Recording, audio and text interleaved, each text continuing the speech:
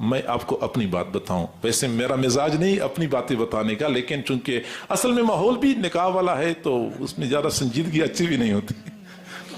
اچھا ہوا یہ کہ جب میری اپنی شادی ہونی تھی تو میں ہوں خیبر پختونخوا کا، اور جنگ میں الحمدللہ کوئی 22-23 سال ہو گئے ہیں، اپنے حضرت کے پاس ہوں۔ حضرت نے ہی مجھے فرمایا تھا شادی میں، ایک تو ہماری دیر میری شادی میں بھی ہوئی تھی، اس کی وجہ یہ بنی تھی کہ والدین کا اصرار تھا کہ شادی آپ کی ادھر ہونی ہے، حضرت جی کا اصرار تھا کہ نہیں آپ کی شادی میں نے اپنی مرضی سے کروانی ہے، اس لیے پھر یہ اصرار دونوں طرف سے تھا۔ بہرحال جب میری شادی ہونی تھی تو اپنا ذاتی مکان تو تھا نہیں، کرائے کے مکان ہم نے تلاش کرنا تھا کہ کوئی کرائے کا مکان مل جائے۔ مدرسے میں پڑھاتا تھا تو مدرسے کا بھی ذاتی مکان کوئی نہیں تھا، اب کرائے کا مکان ہم نے تلاش کرنا تھا۔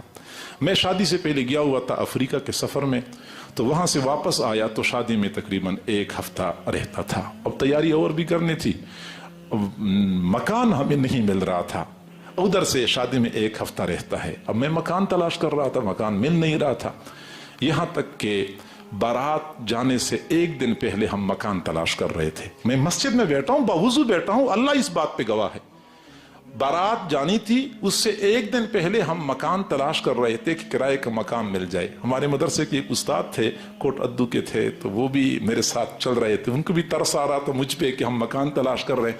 اچھا ان کا طریقہ یہ تھا کہ محلے میں گلی میں جس بندے سے ملتے تھے کہ بھائی آپ سے ایک بات کرنی ہے، مولانا صاحب کی کل شادی ہے تو ہمیں ایک مکان چاہیے۔ اب وہ کہتے تم عجیب لوگ ہو، کل شادی ہے اور آج تم مکان تلاش کر رہے ہو کہ کرائے کا مکان مل جائے۔ اب ہماری کوشش یہ تھی کہ مدرسے کے قریب قریب مل جائے، کیونکہ دور تو پھر ہم جا نہیں سکتے، مدرسے کے قریب قریب تلاش کر رہے تھے، لہٰذا وہ 1 دن بھی گزر گیا، مکان ہمیں نہیں ملا۔